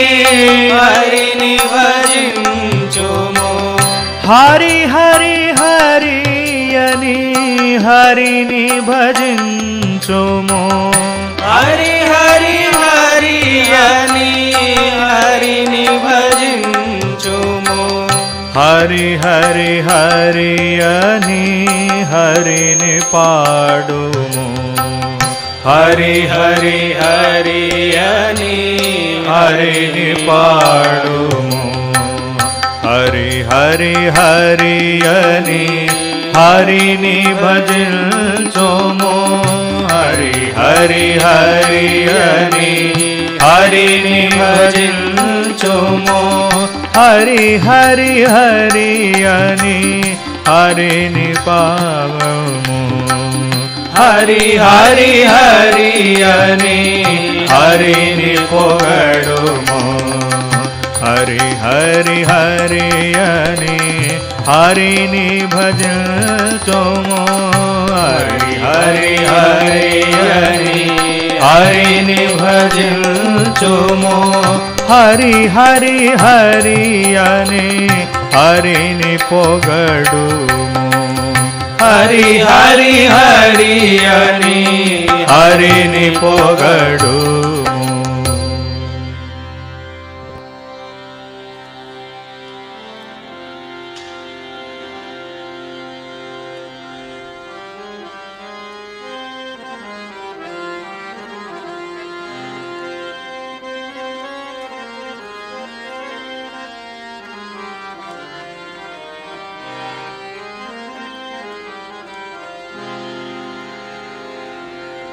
हरि बोल हरि बोल हरि हरि बोल हरि बोल हरि बोल हरि हरि बोल हरि बोल हरि बोल हरि हरि बोल हरि बोल हरि बोल हरि हरि बोल मुकुंद माधव गोविंद बोल मुकुंद माधव गोविंद बोल मुकुंद माधव गोविंद बोल मुकुंद माधव गोविंद बोल हरि बोल हरि बोल हरि हरि बोल हरि बोल हरि बोल हरि हरि बोल मुकुंद माधव गोविंद बोल मुकुंद माधव गोविंद बोल केशव माधव गोविंद बोल केशव माधव गोविंद बोल केशव माधव गोविंद बोल केशव माधव गोविंद बोल मुकुंद माधव गोविंद बोल मुकुंद माधव गोविंद बोल मुकुंद माधव गोविंद बोल मुकुंद माधव गोविंद बोल मुकुंद माधव गोविंद बोल मुकुंद माधव माधव गोविंद बोल। हरि बोल हरि बोल हरि हरि बोल, हरि बोल हरि बोल हरि हरि बोल। हरि बोल हरि बोल हरि हरि बोल, हरि बोल हरि बोल हरि हरि बोल। मुकुंद माधव गोविंद बोल, मुकुंद माधव गोविंद बोल। मुकुंद माधव गोविंद बोल, मुकुंद माधव गोविंद बोल। केशव माधव गोविंद बोल, केशव माधव गोविंद बोल। केशव माधव गोविंद बोल, केशव माधव गोविंद बोल। मुकुंद माधव गोविंद बोल, मुकुंद माधव गोविंद बोल। मुकुंद माधव गोविंद बोल, मुकुंद माधव गोविंद बोल। मुकुंद माधव गोविंद बोल, मुकुंद माधव गोविंद बोल, मुकुंद माधव गोविंद बोल, मुकुंद माधव गोविंद बोल, मुकुंद माधव गोविंद बोल, मुकुंद माधव गोविंद बोल।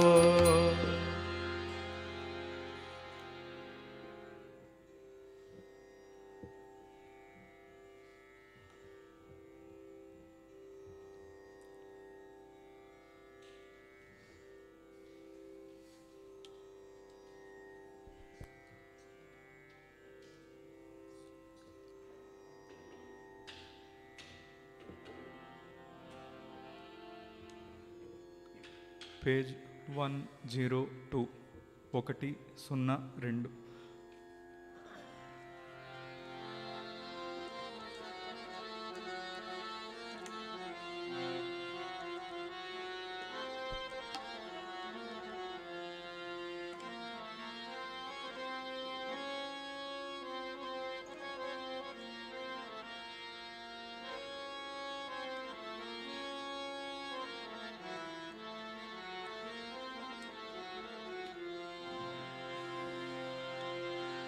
भजो मधुर हरि नाम निरंतर, भजो मधुर हरि नाम निरंतर, भजो मधुर हरि नाम निरंतर, भजो मधुर हरि नाम।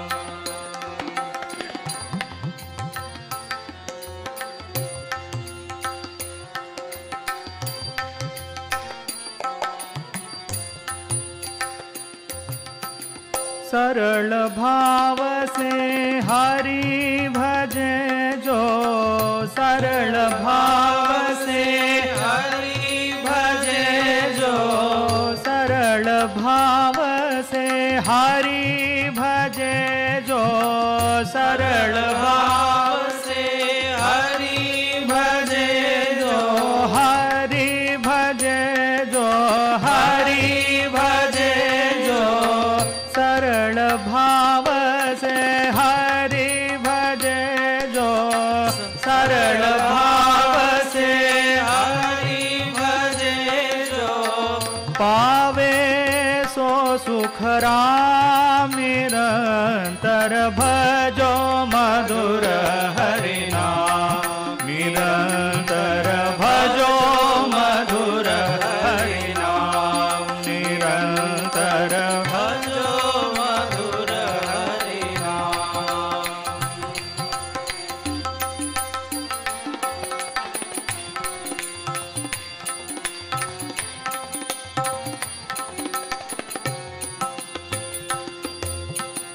हरि ही सुख है, हरि ही शांति, हरि ही सुख है, हरि ही शांति।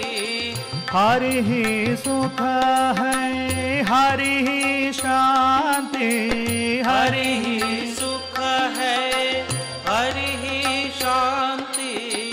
हरि ही प्राणाराम निरंतर, भजो मधुर हरि नाम निरंतर, भजो मधुर हरि नाम निरंतर, भजो मधुर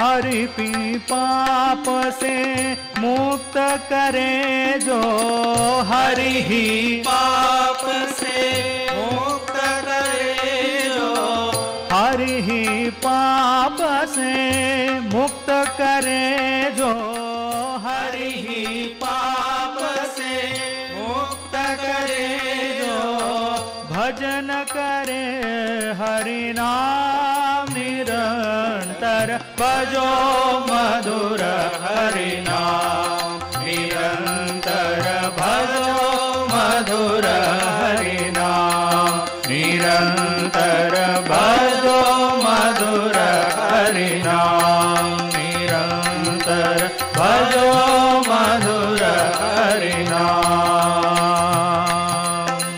सरल भाव से हरि भजे जो, सरल भाव से हरि भजे जो, हरि भजे जो, हरि भजे जो, सरल भाव से हरि भजे जो, सरल भाव से हरि भजे जो, पावे सो सुख राम निरंतर, भजो मधुर हरि नाम निरंतर, भजो मधुर हरि नाम निरंतर, भजो मधुर हरि नाम निरंतर, भजो मधुर हरि नाम निरंतर, भजो मधुर हरि नाम निरंतर, भजो मधुर हरि नाम।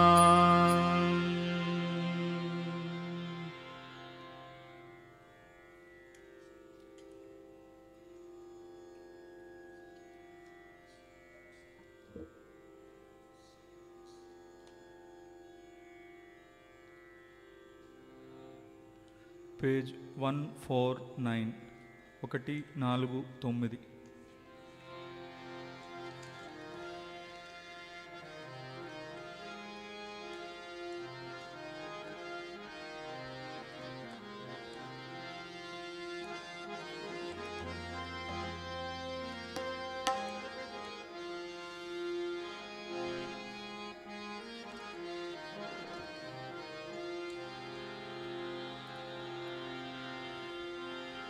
भज रे गोपालं मानस, भज रे गोपालं मानस, भज रे गोपालं मानस, भज रे गोपालं मानस, भज रे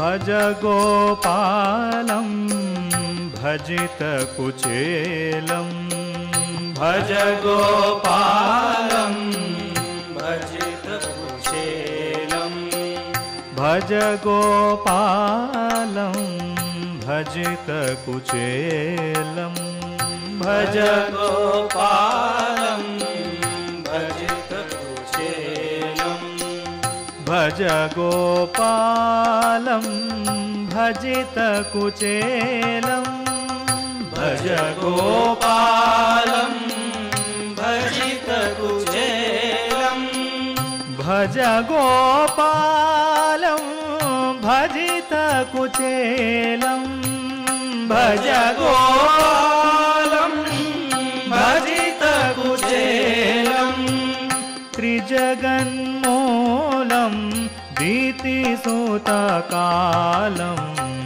त्रिजगन्मूलं भीतिसुतकालं, भज रे गोपालं मानस, भज रे गोपालं मानस, भज रे गोपालं।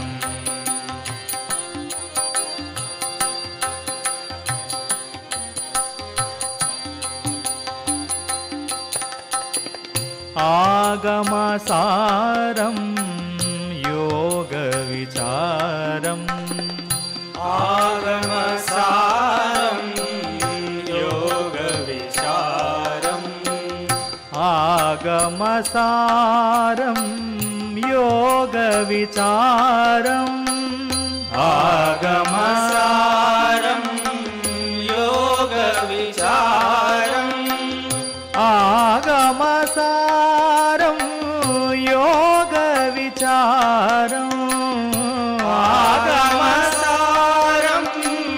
योगविचारम् भोगशरीरं भुवनाधारम्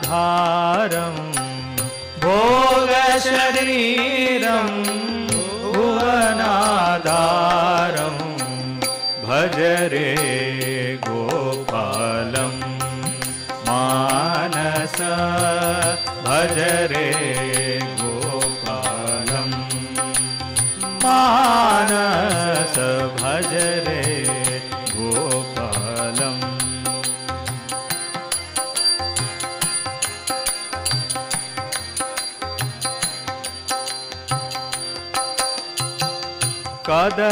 कदनकठोरं कलुषविदूरं कदनकठोरं कलुषविदूरं कदनकठोरं कलुषविदूरं कदनकठोरं कलुषविदूरं कदनकठोरं कलुषविदूरं कदनकठोरं कलुषविदूरं मदनकुमारं मधुसंहारं मदनकुमारं मधुसंहारं भज रे गोपालं मानस भज रे गोपालं मानस भज रे गोपालम्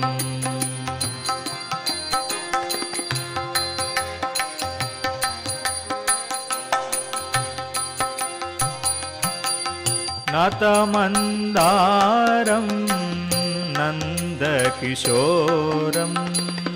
नतमन्दारं नन्दकिशोरं नतमन्दारं नन्दकिशोरं नतमन्दारं नन्दकिशोरं नतमन्दारं नन्दकिशोरं नतमन्दारं नन्दकिशोरं हतचाणूरं हंसविहारं हतचाणूरं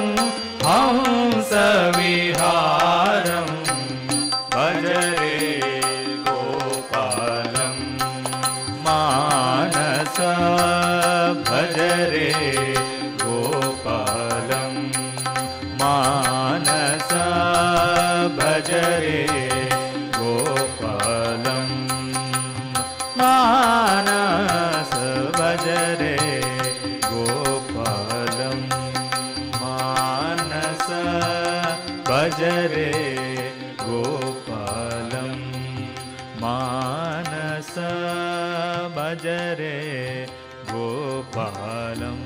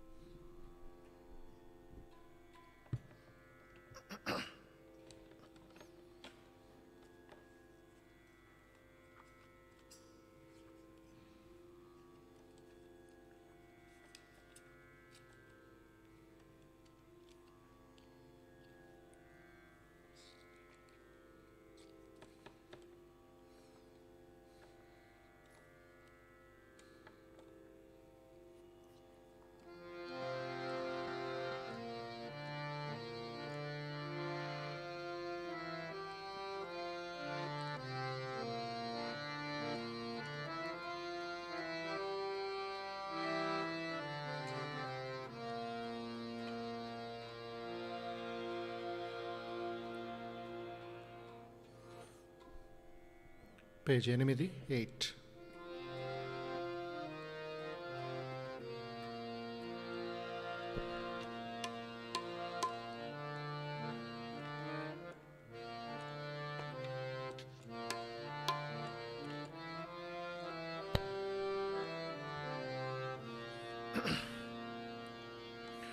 प्रथम सुमर श्री गणेश, प्रथम सुमर श्री गणेश, प्रथम सुमर श्री गणेश, प्रथम सुमर श्री गणेश, गौरी सुत प्रिय महेश, सकल वेदान भय कलेश, गौरी सुत प्रिय महेश, सकल विघ्न भय कलेश, दूर से निवारे, प्रथम सुमर श्री गणेश, प्रथम सुमर श्री गणेश।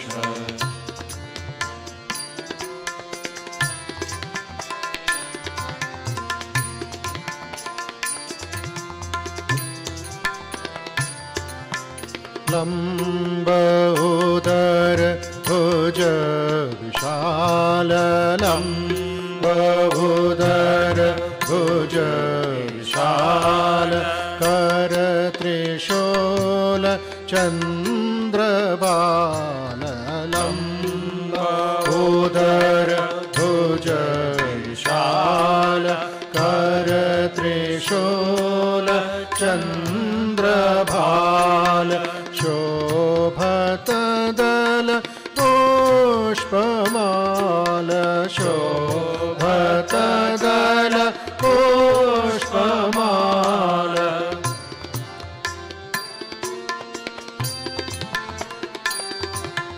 शोभत दल पुष्पमाल, शोभत दल पुष्पमाल, रक्तवसन धाय, प्रथम सुमर श्री गणेश, प्रथम सुमर श्री गणेश।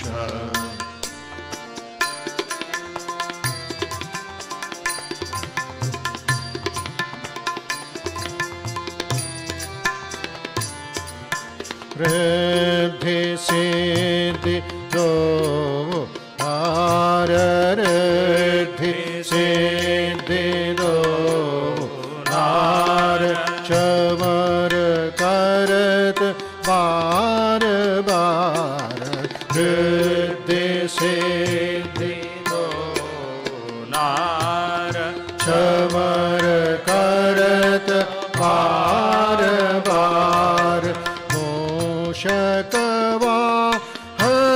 सवार, मूषकवाहन सवार, मूषकवाहन सवार, मूषकवाहन सवार, भक्तना हितकारी, प्रथम सुमर श्री गणेश, प्रथम सुमर श्री गणेश।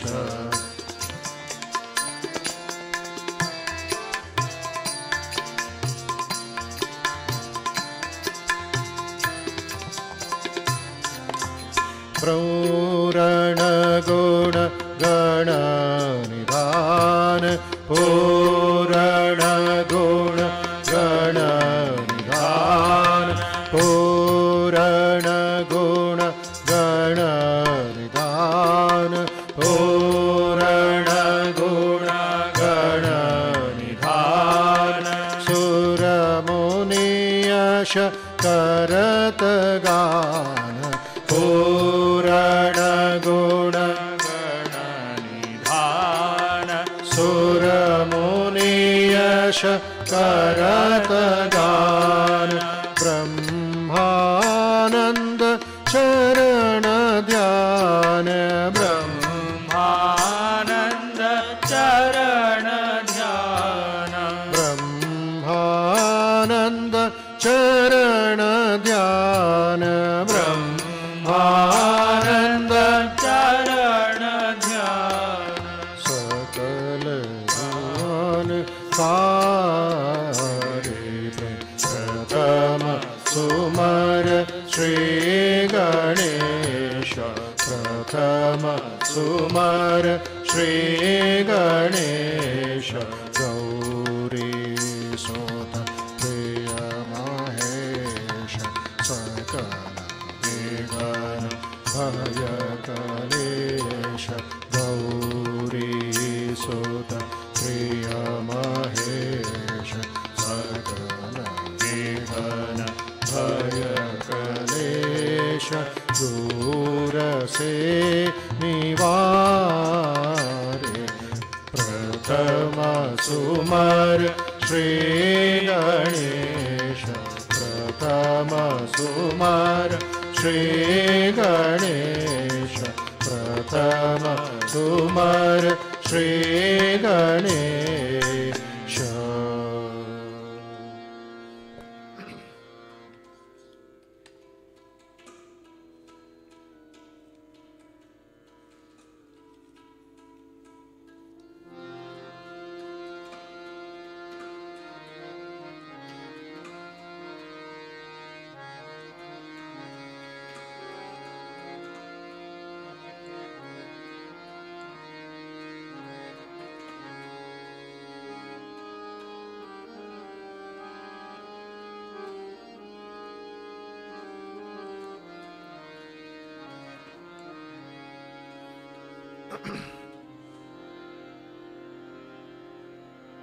नामावली सच्चिदानंद गुरु सच्चिदानंद सच्चिदानंद गुरु सच्चिदानंद सच्चिदानंद गुरु सच्चिदानंद सच्चिदानंद गुरु सच्चिदानंद सच्चिदानंद गुरु सच्चिदानंद सच्चिदानंद गुरु सच्चिदानंद सच्चिदानंद गुरु सच्चिदानंद सच्चिदानंद गुरु सच्चिदानंद श्री गुरु सद्गुरु सच्चिदानंद श्री गुरु सद्गुरु सच्चिदानंद सच्चिदानंद गुरु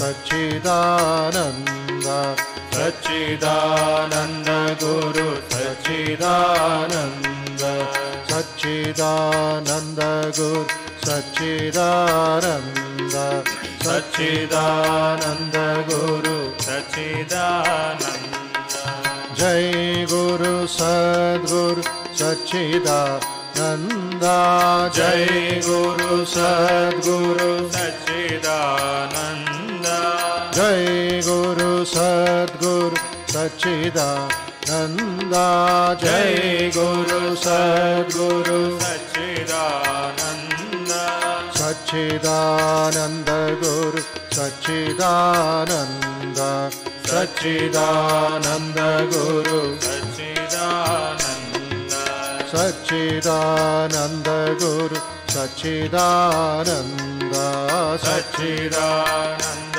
गुरु सच्चिदानंद जय रामकृष्ण गुरु सच्चिदानंद जय रामकृष्ण गुरु सच्चिदानंद जय रामकृष्ण गुरु सच्चिदानंद जय रामकृष्ण गुरु सच्चिदानंद जय रामकृष्ण गुरु Sachidananda.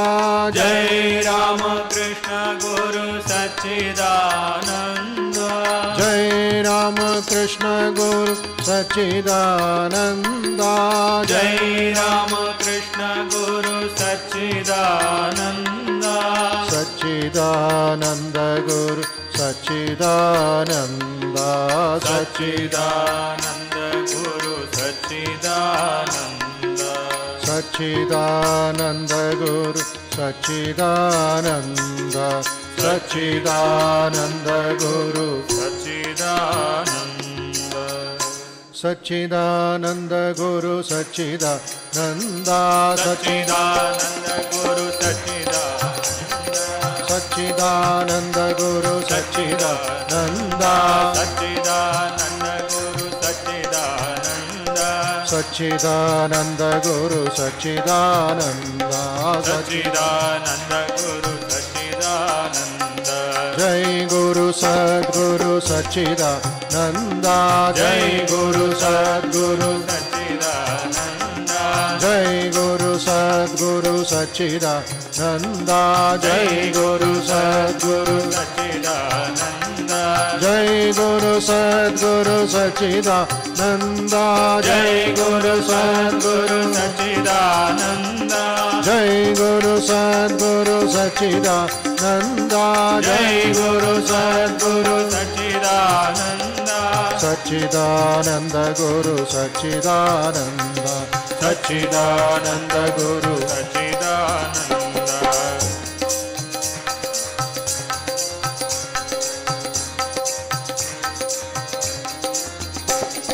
Jai Ramakrishna Guru Sachidananda. Jai Ramakrishna Guru Sachidananda. Jai Ramakrishna Guru Sachidananda. Jai Ramakrishna Guru Sachidananda. Sachidananda Guru Sachidananda. Sachidananda Guru Sachidananda. Sachidananda Guru Sachidananda. Sachidananda Guru Sachidananda.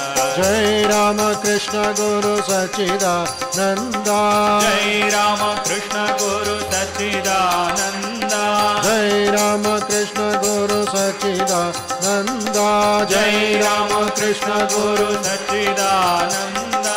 Sachidananda Guru Sachidananda. Sachidananda Guru Sachidananda. Sachidananda Guru Sachidananda. Sachidananda Guru Sachidananda. Sachidananda Guru Sachidananda. Sachidananda Guru Sachidananda. Sachidananda Guru Sachidananda. Sachidananda Guru Sachidananda. Sachidananda Guru Sachidananda. Sachidananda Guru Sachidananda. Sachidananda Guru Sachidananda. Sachidananda Guru Sachidananda. Sachidananda Guru Sachidananda.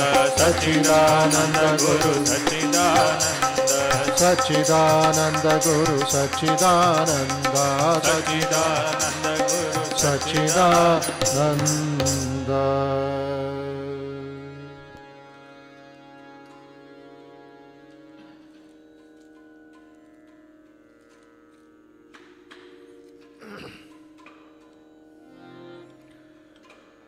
Page 31 31 చివరి రెండు చరణాలు.